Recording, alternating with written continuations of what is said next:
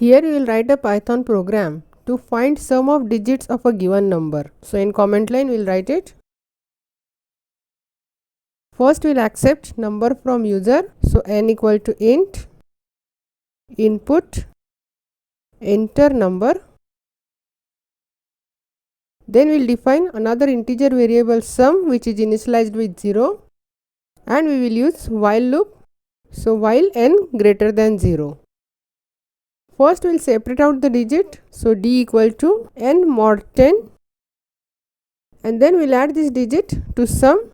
So sum equal to sum plus d, and we will remove this last digit from the number using floor division. So n equal to n divided by 10, and after completing while loop we will print sum of digits of number, comma, we will print sum, and then we will execute this. I will enter number 1, 2, 3. It will print sum of digits of number as 6.